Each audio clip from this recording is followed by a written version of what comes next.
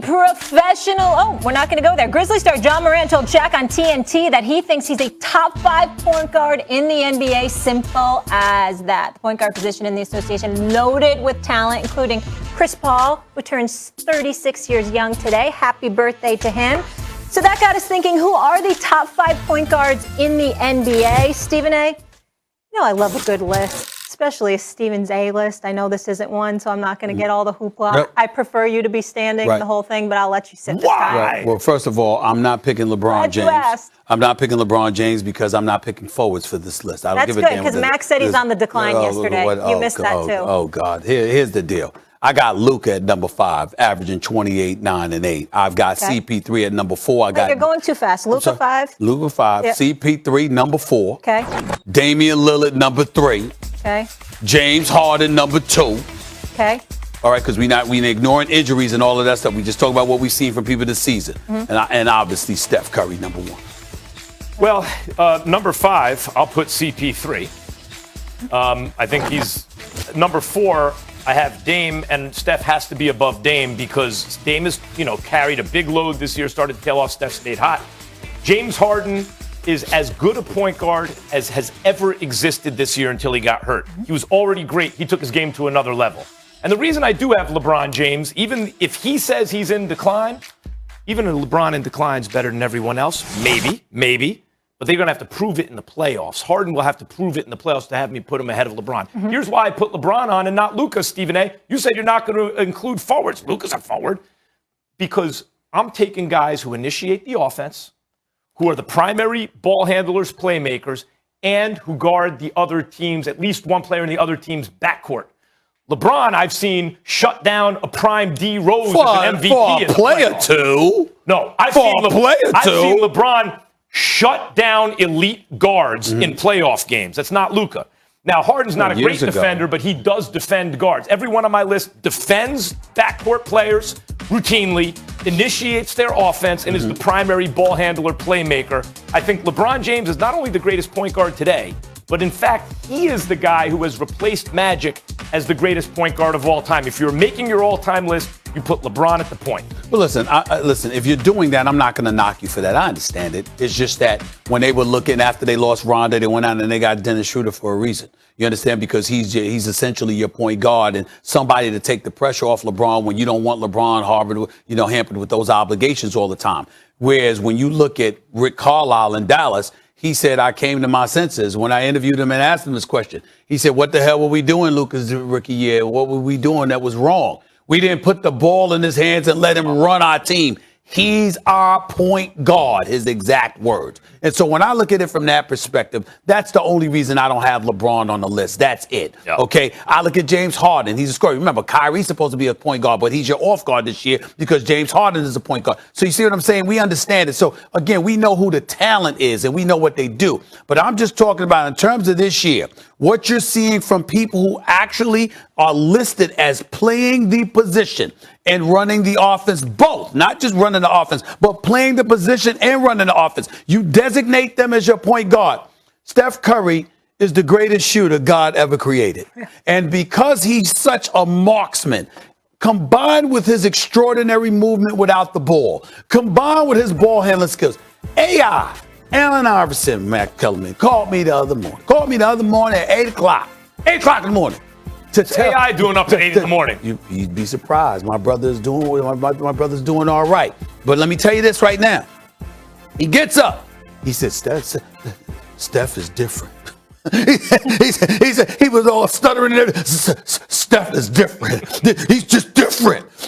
I mean, damn. Because that's how you marvel at the greatness of this dude. He loves, remember, AI loves Russell Westbrook. But we're seeing something. This is we talk about once in a generation. We have never, ever seen a Steph Curry. Ever. But guys, ever. We have never seen it. And then you got Dame, and we know what a clutch player Dame is, and James Harden, Luka, CP3 is having an MVP, top 2 MVP candidate caliber year. I don't agree with that. So I don't know how you can't agree with that. Top 5, arguably top 3. Look, I'll say this. You're giving Harden the short shrift here. Harden does not shoot it like Steph, as you said. No one in history ever shot it like Steph. Right. And Harden has fallen flat deep in the playoffs too often. But right up until that point, Harden has been MVP caliber every single year. And unlike Steph, he's the one dude this year. Tell me even one other player who ever lived who can run your offense like Harden, who has the court vision of Harden, the judgment of James Harden, the passing ability of James Harden with the ability to score from anywhere, get to the paint, free throws, three-point shot. Tell me one other player who does every single thing on Harden level. If he had succeeded already deep in the playoffs, it would be a wrap. But as is, Stephen A., I think that Steph Curry's shooting does not. James Harden took a much inferior team and came that close to beating Steph Game 7. Stay with me, because I want to be very, very careful about what I'm saying here. Because I'm not you. I believe in James Harden. You like him, and you like what you've seen, but you point out what he's done in the playoffs. Right. I'm not as hard about him in the playoffs the way that you are, because I've seen what he's been up against, and I didn't see him completely tank and fall apart. Only one year when he didn't show up in the Game 6 against San Antonio. Having said all of that, this is what I would tell you. Max Kellerman, I watched Brooklyn. And to watch the game today and what they record as an assist. I mean, I've seen them give dudes assists. I pass it to Max. Max passes it to Molly, and Molly shoots and scores, and I get the assist. But you're the one that passed it to her. Mm-hmm. You're like, what is this? Hockey assist. And then you see them playing, just toying with competition. Because I've seen James Harden get assists when all he did was dribble the ball past half court and throw it to one wing or the other. Well, and Russell Westbrook's crushing it with the assist. I'm with you, but his team was winning. His team was winning when it was just him and KD. His team was winning when it was just him. Well, he's up there. That's why I got him as 2. His team was winning when it was just him. I got him no as 2. matter who they were playing. And as soon as he's out and it's KD, I got him as 2. He needs to come back. I got him as 2. I just gave you why he ain't won. That's Steph Curry. LeBron for me. We'll leave it there. When we come back here on First Take, it appears Aaron Rodgers spoken out about that. Let me say this. Yeah. I grew up surrounded by Muslim brothers. Mm-hmm. Half of them raised me. Half of my boys that assisted my family in raising me are Muslim. Yeah. They still my boys to this very day. I'm very, very familiar with what's going on with Kyrie Irving. I'm not going to talk about his business. That's his business. I know what's rolling with him in that regard, and Steven Jackson and various others that are really, really tight with him. I know what's going on with a whole bunch of brothers in the league. And that's for them to tell, not me. And they're not of the league. What I'm saying is that you signed up for something. Your obligations that you embraced, you have an obligation to live up to and conduct yourself in fashion. And then when we bring in faith and when we bring in religion, we certainly don't endorse looking down on other people, calling them pawns, minimizing them in such a way because they don't think like you think. The reality is that what Max said about basketball and how most people wouldn't care about what Kyrie has to say is absolutely correct. That's not a knock against Kyrie. They wouldn't care about what I had to say if I wasn't on ESPN. They wouldn't care about what Max had to say if he wasn't on ESPN and doing. They wouldn't care about a lot. They wouldn't care about LeBron. So it's not a knock against him. But the point is that along the way, as you march in your faith, in your truth, in your belief, and all of those other things, it's imperative that you don't forget what your obligations are, particularly when they are voluntary. We saw this man. But it appears the team's okay with it. I understand that, but they could be okay with it. What they gonna say? They signed him $141 million.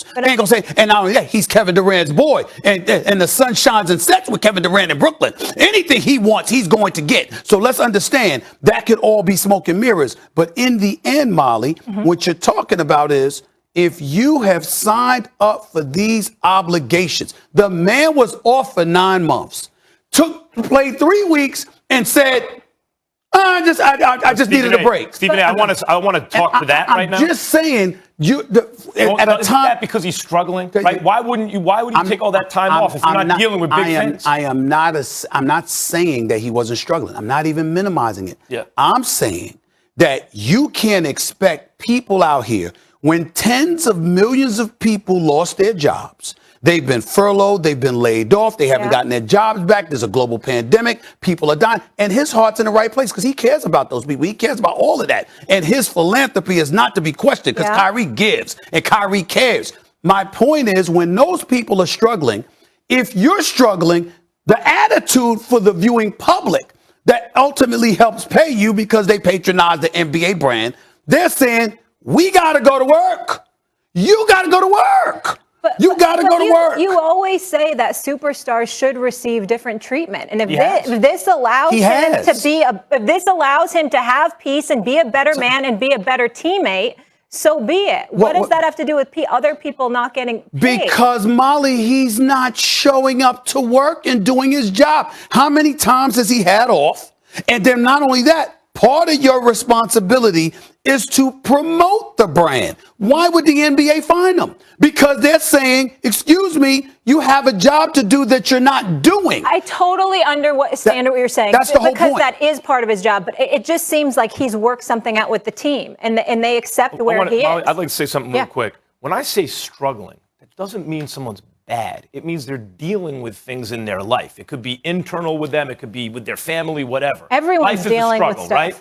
So when people go through those times, you talk about faith. Yeah. I can think of athletes who, it can be a faith, it can be a cause. Those two things can be related. But when something is larger than oneself, and they can attach themselves to it, then they're capable sometimes of doing more than they could do if they feel like it's all them on their own. And what I'm trying to say about Kyrie right now is, rather than focus on the negative, which is he said some things that I felt were immature and that kind of puffed him up and tried to put others down. The Pons comment wasn't good. But not just that, but also we move different and all this kind of stuff. Instead of focusing on that, I want to focus on the other thing where hopefully the fine money goes to good. It seems to me he's still in a situation where he is struggling and he's trying, and I appreciate that. Fair enough. If you think for 1 second that the Brooklyn Nets don't sit back sometimes scratching their heads at practices, at some of the stuff the media complains about. I'm not covering the team, so I'm not complaining about them. But talk to the people that cover the Nets, okay, and hear what they say. If you think for 1 second that the Brooklyn Nets are okay with that, I got news for you. They're not. It's just that, again, in today's day